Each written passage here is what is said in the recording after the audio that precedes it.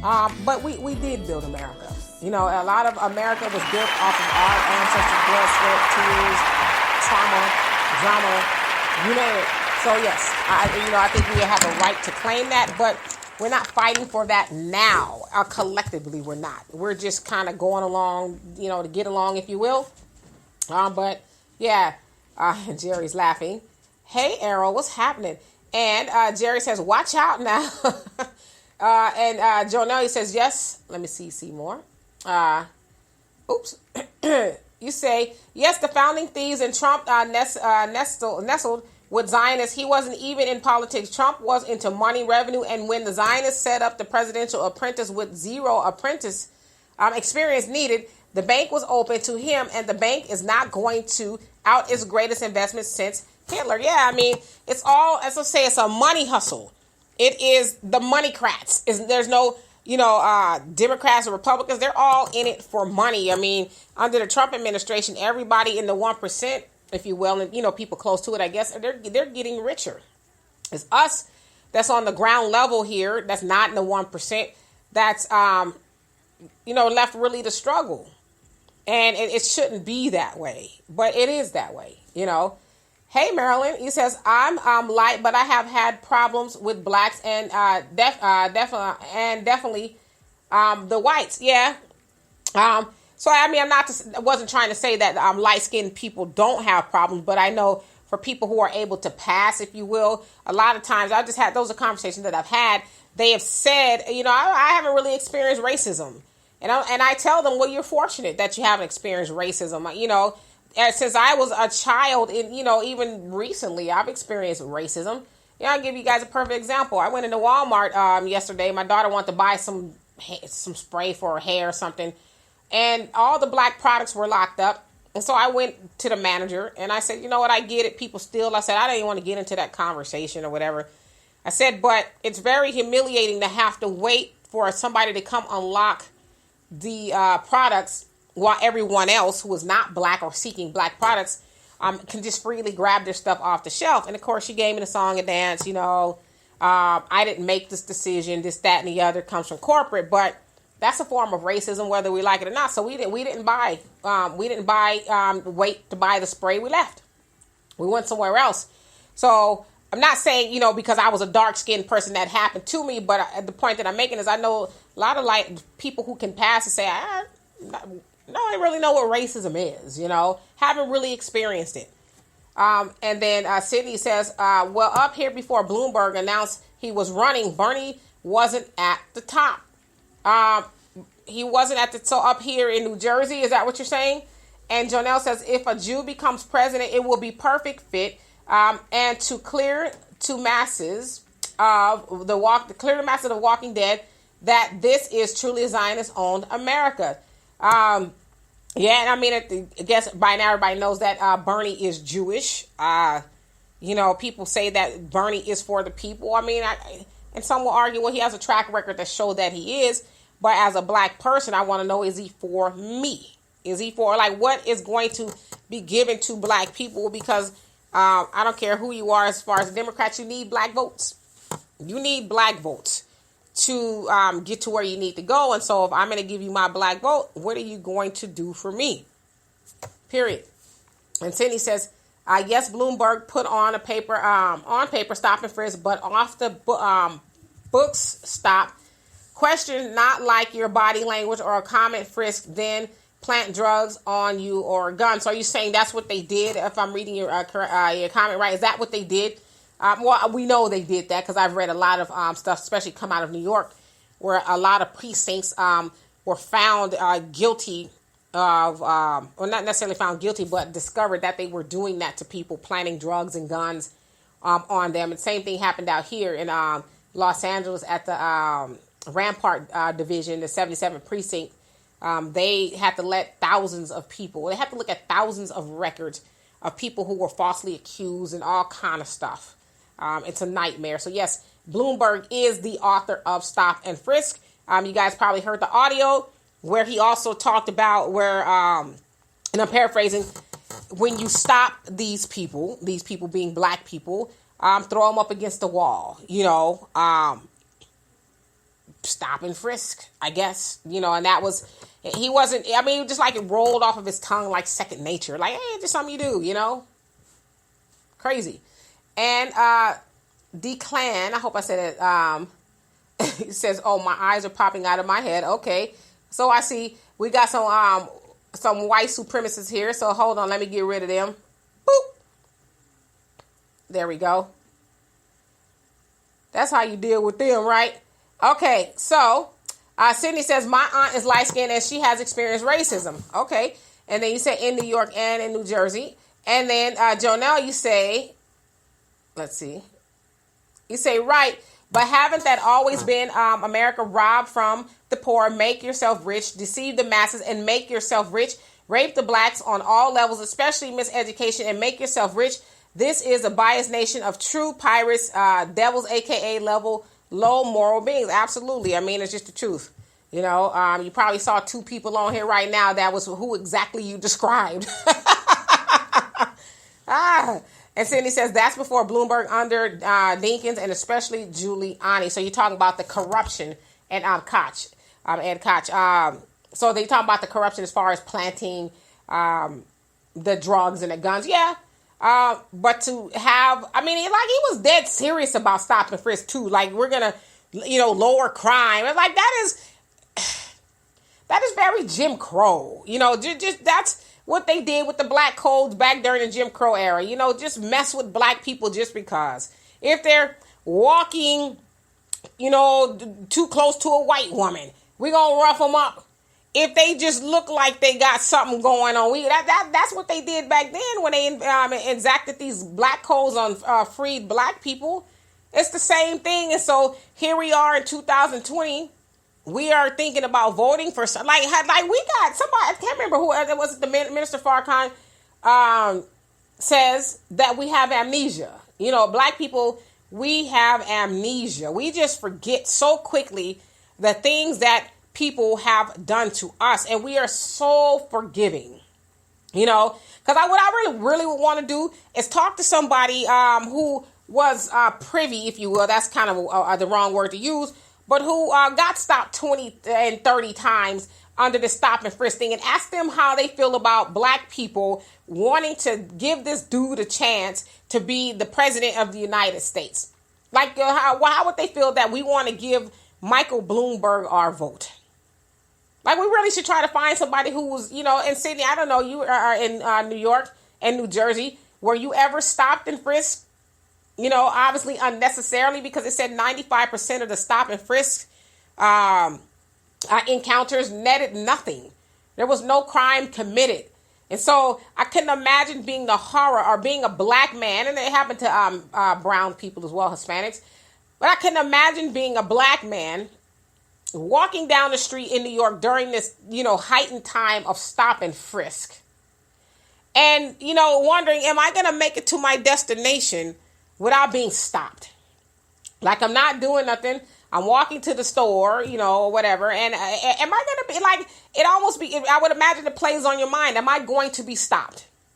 Am I going to be harassed? And is this stop going to land me in jail for something I didn't do? Or is something going to be planted on me because we know cops have quotas? Is something going to be made up about me? And I'm just walking to the store. And not only one time does it happen to you. It happens to you, 5, 10, 20, upwards of 30 times per that one person. That has to be a very traumatic experience. Like, I've been pulled over before. And I've been racially profiled. I'm a woman. Sometimes I wear my hair short. The times that I was pulled over, my hair was short, something like this. And one time I had my little brother and his friends in the car. I was taking them to the movies. I'm driving one way and the cop is driving the other. The cop makes a U-turn, follows me all the way into the movie theater parking lot. And I tell my brother and his friends, be cool. I don't know why we were stopped. I have my daughter in the car as well. I'm dropping them off. And he comes up to the side of the car cautiously. And he says, he looks in the car and finally realizes there's a woman and some kids in the car. And I said, how can I help you? And he goes, he didn't know what to say. He goes, what did he say? I thought your light was out or something. I said, well, is it? And he says, no. And so it was kind of awkward. And he goes, okay, well, you have a nice day. But I'm not stupid. I know he stopped me because he thought I was, a black dude. Hope I don't look like a man. But he thought I was a black dude with some other, black people getting ready to be up to no good. And he thought he had the one, And that happened to me another time as well. So, but again. And so, let's see here. And, hey, Simba, what's happening? He says, what's crazy is that you have generations of people that grew up under stop and frisk, being born into a police state, conditions kids not even know something is wrong. I'm from Harlem. I wish I would have read your comment before I went on. I'm from Harlem. When it was in effect, they ran 3 to life sentences, and kids, us at the time didn't know our rights. Getting stopped and frisked was normal. See, I wish I would have read that. And that's so. So when you hear somebody is wanting to vote, somebody black especially, is wanting to vote for Mike Bloomberg, and to hear your story, it just makes you want to know what is wrong with us. What is going on with black people to where we forget? And I even charge it to the game and say, well, maybe you didn't know. But you guys have probably had conversations with some of us, and we try to say, hey, Michael Bloomberg, stop and frisk, woo, woo, woo, this happened, blah, blah, blah. And it's still like, well, I've seen black people say this, well, no candidate is perfect. Name one candidate that's perfect. And I've had people ask me, so who do we vote for? And I honestly say, I don't know. Because I know right now it's not popular to say, well, we don't vote for anybody if we're not going to get anything for our vote. Because people, we've been taught, it's like the lesser of two evils type of thing. We need to vote for the lesser of two evils, but we don't. Because Malcolm X says voting for the lesser of two evils is still choosing evil, right? And Jonelle, you say, let's see, Bloomberg and Hillary have no interest in black people except to practice lip service, manipulation, and exploitation to their benefit. Our greatest force and benefit is not in our vote or white sovereignty, but in our black unification, which has empowerment and various benefits. Absolutely. They don't have any interest at all. They just want us because they need us. Why else is Hillary going to say she has hot sauce in her bag?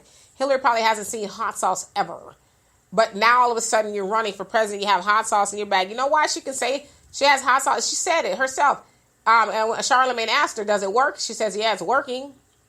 Because, hell, her husband in the 90s when he was running got on Arsenio Hall and played the sax and people just fell out. Oh, he's the first black president. So they're not interested in us, but they're interested in what we can offer them to help them get to where they need. Because they know that black people, we love shiny things. We love, trinkets and symbolism, things that make us feel good. But we don't really necessarily like things that are really good for us. I explain all the time, I'm a vegan. I don't like eating some vegetables. Sometimes I will eat them. If I had my choice, I would eat junk food all day. I love junk food. I would do it, but I know it makes me feel good temporarily, but it's not really good for me, right? So I don't do it as often. And Sydney says, well, I can speak on it. Yes, I've been stopped and frisked numerous times. It's degrading. There you go. So, you guys who have been stopped under the stop and frisk laws should be out there. And I'm not saying you're not, but people like you should be out there really ringing the alarm to other black people. Hey, I was a victim of that. I was a victim of stop and frisk, which is a very racist policy law, if you will, in its inception. It was, like to imply that we need to rough up black and brown people, not even imply, it's expressed, that says that black people and brown people are criminals and we need to be, as white people, we need to be safe from them. So every chance you get, I don't care what you're doing, drop your donut and go stop these black people because you never know. They really might be doing something, so go stop them. But you guys need to be ringing the alarm and telling these people, I'm a victim of that. And Simba, you say, a stop and frisk was so common that a man will be scared to leave the house. Chances of going to jail on your way to the store was up to 65%. It's so common. Like, just to hear your stories is almost like listening to the stories that will come out of Jim Crow in the early, late 1800s, early 1900s under the black codes, where black people were subjected to things just like stop and frisk. It's the same thing, right? And Jonelle, you say they make it up as they go. And then Cindy says it brings up anger and thinking about it. I can imagine. Like you said, it's very humiliating. You're walking down the street and, people have to watch you get roughed up. Now imagine for people who, and I want to know too, just out of curiosity, like what's going through the mind of somebody white? And I'm sure they've seen it quite a bit, black and brown people being stopped and frisked down. Like what's going through their minds? Are they saying, it's just another black person. They're just getting, thank God they're checking them. I mean, because who knows? What are they thinking? What are they thinking when they're seeing black and brown people go through that? Were they upset? Were they trying to change the laws? I'm not saying a lot, some of them weren't, but overall, what was going through their minds as well. And Marilyn, you say, good for you not purchasing those products. Maybe they lose some revenue. They will think twice about locking their products. I experienced that in Moreno Valley, but they don't lock it up here in Houston. Yeah, and that's where I was. I was in Moreno Valley, where that happened. I was like, this is just. Wasn't even going to argue with them. Oh, you guys, you shouldn't be, because I know why they do it. They, obviously. And I'm not saying that some people don't steal. They do, but I don't think we steal more than anybody else. But, it's racist. And I told my daughter, and I was mad about it. I said, but yeah, we'll continue to go there. And we'll wait and wait and wait for somebody to come unlock the cabinet so we can get some funky hair grease.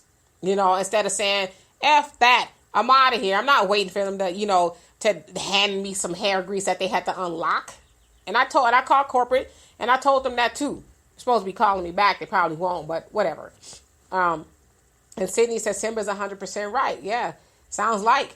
And then Jonelle says miseducation is rape. We are the walking dead. True rape victims. Majority of us has yet to have a true black dream. Majority of us dream American, right? And as Dr. Cloud Anderson said, we talk about the American dream. He says black people were the American dream. In that we were brought over here for slave labor to help white people achieve the American dream. They didn't do that without us. Right? And ever since we've been living the American nightmare. It's just a fact, which goes back to my original point when I was saying, I just don't understand the point of staying over here. Like I got a lot of family and stuff over here and none of them will go. None of them will go back to Africa. My daughter would go. But, that's on my mind a lot lately. Like this is a nightmare over here. Why stay? And then, hey, Sean, he says, they know we are emotional. Yeah, we are very emotional. Somebody said Hillary going to pull some hot sauce out of her bag. Ooh, child, she just like us. Cause girl, I got some hot sauce in my bag too. Mm-hmm. I got to vote for Hillary cause she know what's up. I'm laughing, but it's extremely sad. And Sydney says, what's upsetting is we have people who grew up in stop and frisk who says it was justified. Yeah, if I'm not mistaken, I was reading something earlier, as you guys know, Bobby Rush, who was one of the co-founders of the Black Panthers in Chicago, he's now endorsing Michael Bloomberg. And he said at the time when it was popular, I guess, when the stop and frisk law was coming about, he said he also endorsed it. He didn't think it was a bad idea, and so I think about somebody like Bobby Rush, who's part of a great organization that was trying to do great things for black people. He's completely bought in to the system. He's now this congressman, I guess, and he is accepted by white supremacy. I've even read where he was saying he had all the Black Panthers turned into a thug organization. I was like, just crazy, But yeah, so it's people like that who justify it, right? And then Jonelle, you say, a slave is programmed to put pacification and symbolism above true substance. Those who fight for true substance and independence, especially separation, is slandered or killed or both. Absolutely. I mean, we've seen it throughout history. All of our real leaders. I ain't talking about these people nowadays who call themselves leaders. I'm talking about our real leaders, your Marcus Garveys, your Fred Hamptons, your Malcolm X, your Martin Luther King, all of them. We're talking about those people who have really tried to liberate black people, and they are no longer here, right? And I want to touch upon this just really, really quick. So there's this movie on Netflix, Who Killed Malcolm X. I believe I saw it. I think they had it on the ID channel once. if it's the same thing I saw. And so now you have this debate where you see a lot of people talking about, oh, the Nation of Islam was behind it, this, that, and the other. And, they have this movie, I guess, or the series called The Godfather of Harlem, where I saw a lot of people watch that and say, oh, the nation killed Malcolm. And it's like, at some point in time, we got to stop falling for the banana in the tailpipe. You have these entities, these white-owned networks who are reinforcing these narratives about the nation, about Malcolm, and it's like, even if you just do your own research, you can learn more than watching a glossy documentary. But it's like we don't really want true knowledge. We just want, as somebody said, we want to be entertained. We are emotional. We get caught up in all of that. I don't know who this Tim Bowles is, but he's finna get blocked. Okay. And then Sydney says, the first time I was stopped and frisked was at 9 under Koch. Damn. What could you be doing at 9 years old you had an AK-47? I mean, what could you have been doing at 9 years old? And what happened with that stop, by the way? Like, what was, tell us a little bit about what happened. Marilyn, you say, I'm glad you brought that up. I really had a problem about the stop and frisk with Bloomberg. They put the commercial with Obama like he's okay with my husband, said they're all crooks. So what crooks do you want? No, absolutely. So that's that whole voting for the lesser of two evils. But I don't have TV, but I've heard a lot about the Bloomberg commercials. I haven't seen any, but I would imagine, Michael Bloomberg is a big time billionaire. He owns his own network and our station, if you will, the Bloomberg network. So he has a lot of money to put out narratives about who he is. And, he's apologized for the stop and frisk. But it's like, you apologize. Like, I hate when people say they're sorry to me. I really do. I hate when people apologize to me. But it's like, but what about what you did to me? You inflicted trauma on me. And because you said I'm sorry, that's why I struggle, especially now. I struggle with the whole forgiveness aspect of anything, depending on what it is. Because you inflicted trauma on me, and you're supposed to say, I'm sorry, and it goes away. Like, oh, I'm sorry. Sorry I stopped you 20 to 30 times because I thought you were, a criminal at 9. I'm sorry. But can you vote for me? I mean, come on. So, he is a crook. And they're all crooks. But to your point, it's like, which one do you want? But I go back to what Malcolm X said. Voting for lesser of two evil is still choosing evil. So are we going to choose evil? Like saying, okay, well, I'm going to get shot. I'm going to choose a 38 or I'm going to choose an AK-47. I don't know. I don't know guns, but I'm probably going to die by either one. So it's like, I don't want to be shot by either. It's going to hurt. And they're both probably going to kill me. I don't know. And then, Jonelle, you say, very few whites watch stop and frisk like how they watch hangings. Oh, yeah, how they used to watch hangings. Smile with pictures, murdered black people who were innocent. Yeah, so, now obviously there was some white people who had a problem with it, but we've all seen the infamous pictures. My dad used to show my siblings and I those pictures when I was very young. I couldn't have been no more than like 6 or 7. Seeing those pictures that we see now, the black man that had all the whip marks on his back and the infamous hanging, I guess it came out of Indiana, where all the white people were standing around as this black man was hung. So my dad taught us about those things very early because he didn't want us to go through life thinking that we were equal. Like, of course, like we're equal amongst each other, if you will, but he didn't want us to have these false ideas of who we were to white people. He always wanted us to know this is how they think about you at the end of the day. And anybody who would stand around, as you said, watching it, even if he was guilty, like what black man deserved to be hung, have his body parts cut off and burnt? And you got a whole host of white people standing around watching that, and they got the kids there, their wives, like this is a joyous event that they like, hey, we're going to a hanging. Come on, family, get the chicken and the peanut butter and jelly sandwiches. We're going to a hanging. And they're like, so yeah, stop and frisk. We can liken it to the same thing. You see black people getting roughed up, and it's just like, we don't want to be late for dinner, Marge. And Cindy says, actually, D, I was stopped and frisked in Columbus Circle, and a white woman got involved. So what did she come to your defense? What happened? And Pamela says, I hate when I need body soap and they unlock the doors at Walmart. So, and that's what the lady was saying to me too. She says, it's not just the black products, it's other products as well. But I'm like, yeah, but all the black products are locked up. And none of the other products are locked up. But my daughter was saying, well, what you're saying to me, and she says, I know it's not your fault. You didn't make the decision, but, the white people don't have to go and wait for somebody to unlock their hairspray. But so it'd be different if all the hairspray, was locked up, but it's not. So the lady was just like, oh my God, I'm sorry. And Cindy says, I think Simba would agree black cops were the worst. You know what? You would never even have to convince me of that.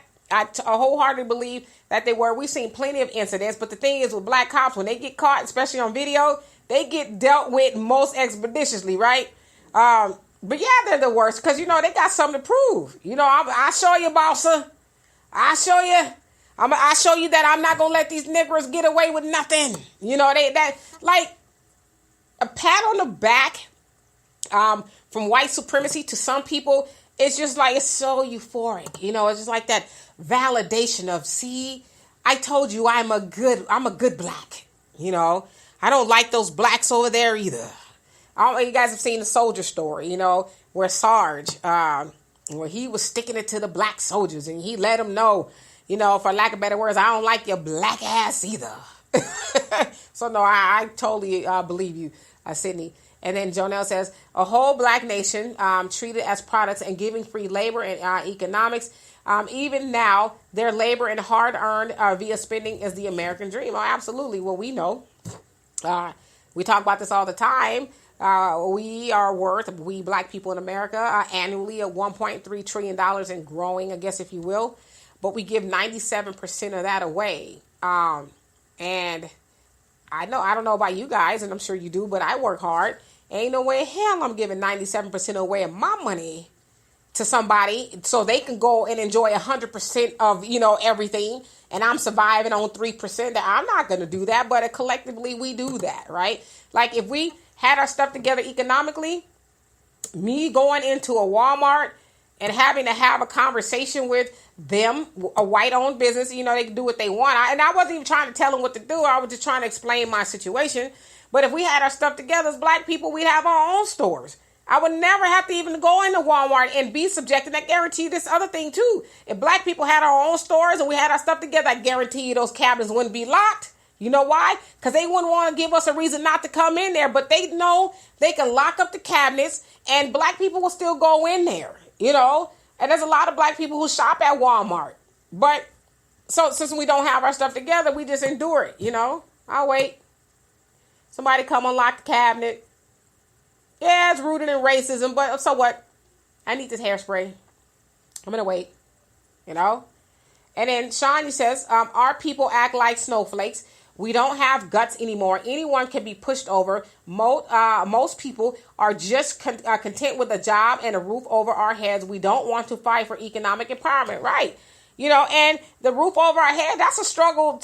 Most of the time, it's a struggle for a lot of us. It's like, ooh, I paid the rent this month. And then for the next 30 days, you're, biting your nails off. Because like, oh my gosh, I hope I can do it again. I hope I can pay it, so it's not like we're doing it with ease. Most of us, a lot of us are struggling like, golly, I just paid the car payment. It's due, But to your point, economic empowerment where I can go and shop and spend my money with my people and the money is going to come back into the community, where we can say, hey, you know what? There's a presidential election going on. Oh, okay. Well, it doesn't really affect us because we don't need socialism to the tune of like we used to need it, right? That's fine. I mean, if they do something for us, they do something for us. But black people, our community, and obviously I'm projecting here in the future, or, utopia, if you will. We have this well-oiled machine to where none of that makes us any difference because we are economically empowered and we are able to do for self. But I think, a lot of us are just used to the struggle. When I say us, I'm talking collectively. We're used to the struggle. We have not seen economic empowerment since a Black Wall Street, really, and before civil rights. We don't know what that's like. And Cindy says, coming from school, and I fit the description of a 9-year-old. What was a 9-year-old doing? That fit the description. What could, I mean, like, a description of what? And then Tay says, thank you, Dee. We have to stop accepting apologies from people that abuse us repeatedly. Yeah, I mean, it's just like, like, I'm getting older, and I'm not old yet, but I'm getting older, and I have no tolerance for nonsense. It's like, my tolerance level is very low, and I always say this personally about myself. I don't set out to hurt people, because I know that me hurting them, an apology is just not going to do, like, your actions speak louder than words, so I don't think we should, especially black people, we should keep accepting apologies from people who are, as Farrakhan said, they're not even asking for it. We just giving it to them. We just forgiving people who ain't even asking for it. It's the crazy part. And Jonelle, you say, it's too many of us as black people in the illusion of inclusion.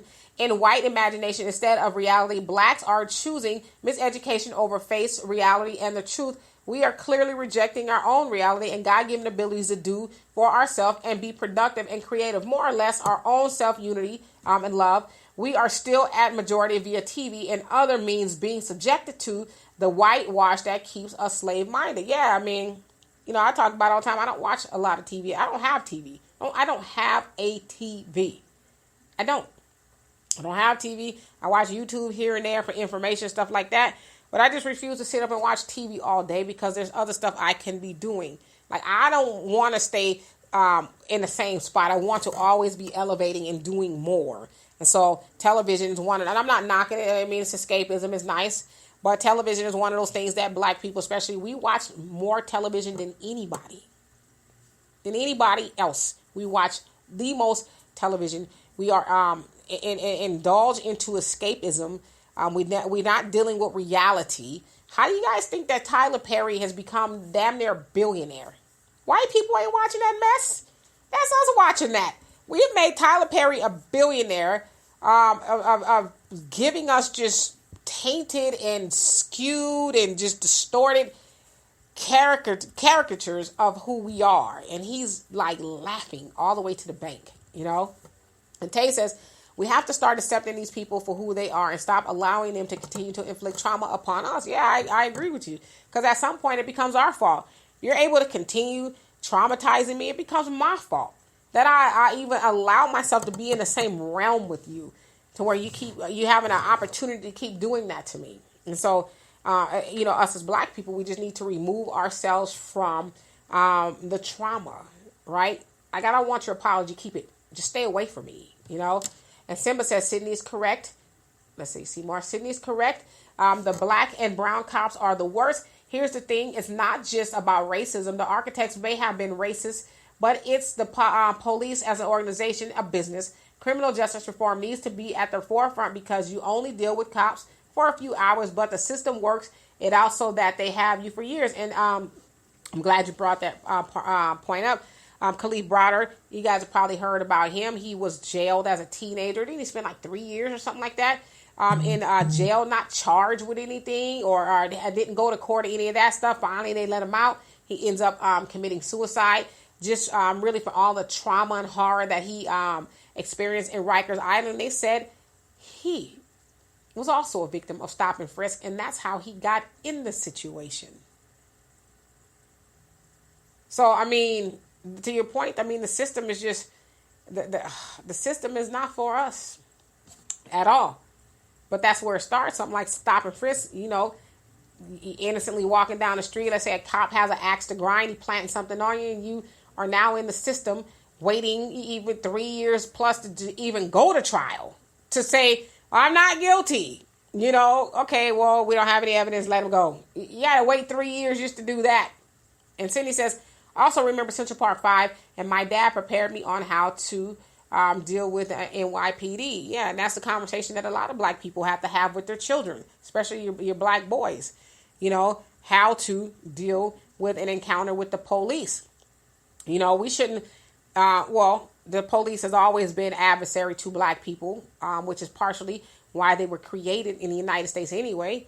But most time when people see the police, it's like it's a scary situation. Like, oh shit, you know, it's like like we just in fear of the police because you just never know, right? And Jonelle, you say we've been doing the same nonsense for over 50 years and expecting different results since we've been able to vote and dancing at Bone from the colonizer, taking a bone from the colonizer table like a dog and woofing when the colonizers take the bone back. Right. I mean, we need to just come to a realization that they are never going to make it beneficial, whatever it is you define it. They're never going to make it beneficial for black people, ever. And we should stop expecting them to do that. We either need to build collectively here or we need to get on. Plain and simple. There is no in between. And that's what we are in between. We're not building with each other. We're not leaving. We're just in between. We're just stuck in this vortex of existing barely, right? And Sydney, you say, my old neighbor was in the news recently. The ambush and the shooting up off the 41st precinct, which was one of the most corrupt precincts when I grew up. Yeah, I say your neighborhood, not your neighbor, but your neighborhood. Yeah, I mean, I've actually heard a lot about that precinct. And there's been a lot of mayors. Didn't they say the new mayor, name escapes my mind. He was just running for president. I know who he is, but his name escapes my mind. I mean, wasn't he his feet? Did his feet also have to be called to the carpet on doing something about police brutality and all of that? If I'm not mistaken, not police brutality, it's something. The Eric Gardner case. He had to be forced into firing the cop that murdered him, right? And hey, Sammy, what's happening? And Ronald says, "Yep, I've been hit with you fit the description a few times." I mean, it's so sad, you know. And you guys need to be out there telling those stories of people who talking about, well, I think I won't give my vote to Bloomberg because he talking about, you know, making 1 million black homeowners in 10 years. Well, there's 45 million of us, roughly, give or take, in the United States. What about the other 43 million? 1 million? Just 1 million? How about, you know, somebody was talking about reparations. Giving black people reparations. I would take that. I could buy my own house with my reparations, right? I don't need you to create nothing like that. And then this is the other sick part of somebody like Michael Bloomberg. He wants to create housing for 1 million black people over 10 years, but then he was caught saying that it was due to getting rid of redlining, which prohibited black people from buying in certain areas, is because they got rid of that racist law in certain areas, if you will, that the recession took place of 2008. So he blamed it on black people. So on one hand, you want to give us housing. Then on the other hand, you're mad and saying blaming the recession on black people due to housing. Like that's doesn't make any sense. But a lot of people won't even try to, you know, put two and two together like that. And Sydney, you say, I was saved by a Puerto Rican cop. Officer Lopez, 41st, saw DV in progress. DV, I don't know what that is. So I got involved. I was young and dumb and stupid. I was 14. The victim said it was me. Oh, wow. She saw the entire thing. The black male officer wanted to arrest me. Officer Lopez saw the incident and said, "We ain't arresting him." She pulled me aside and said, "You did the right thing, but don't do it again.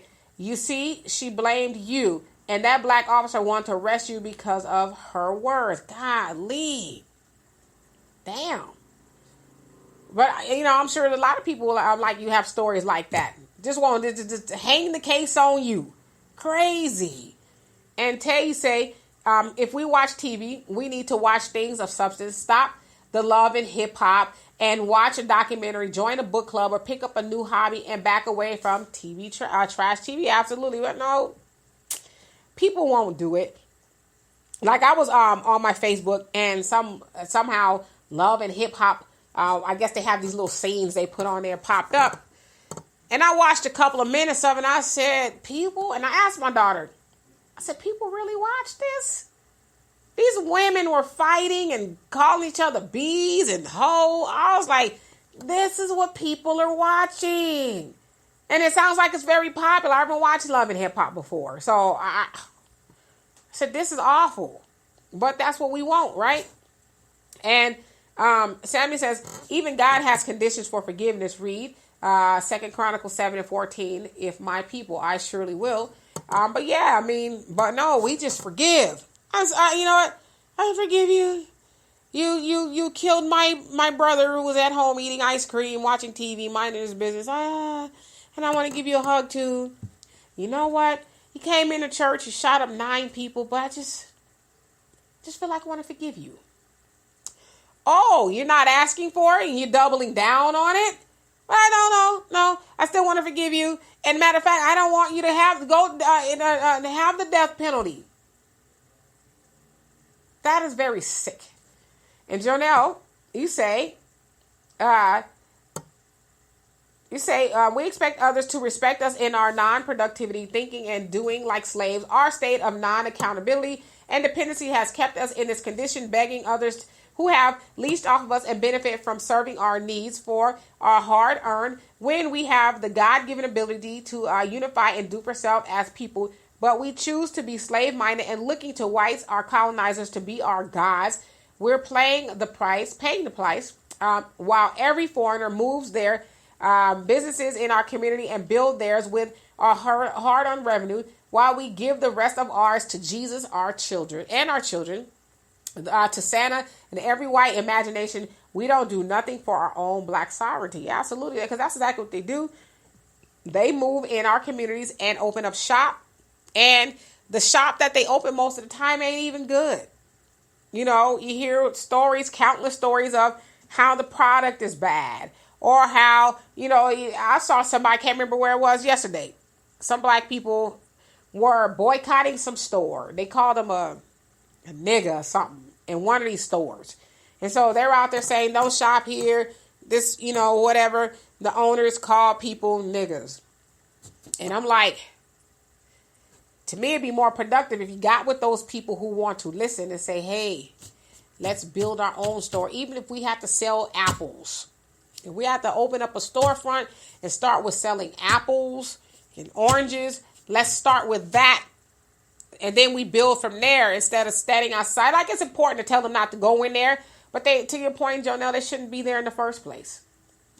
And Marilyn, you say, that's what my husband said about Tyler Perry. He said, why can't he create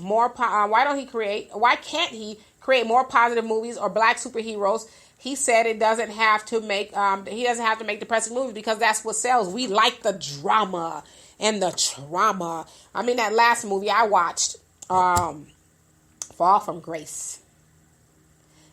I said he gave black men another black eye. It was horrible. Horrible. This dude was just like horrible. And he's helping to sell that image, you know, to everybody who watches, you know, and people who already think black men are horrible individuals, taking a woman's all of her money in her bank account and stealing the house, and, you know, having sex with another woman in her bed and telling her to go sit in the living room until I'm done. I was like, really? Okay. But yeah, I mean, it's very depressing, and it's garbage. And, you know, he is making is it him? No, it's Lee Daniels. Lee Daniels is making a superhero movie with a character called Super Bitch. It's a gay dude who runs around in high heel pink boots, and I guess he's gonna save the world. And Jonelle, you say, we must remember we were brought here for economics, quote the Honorable Elijah Muhammad. Absolutely, that's why we were here. We were a product, a machine, if you will. We're nothing more than a machine, cargo, to come over here and help make white people rich. And that's what we've done. And we continue to do that. And then you also say, James' word ain't bond.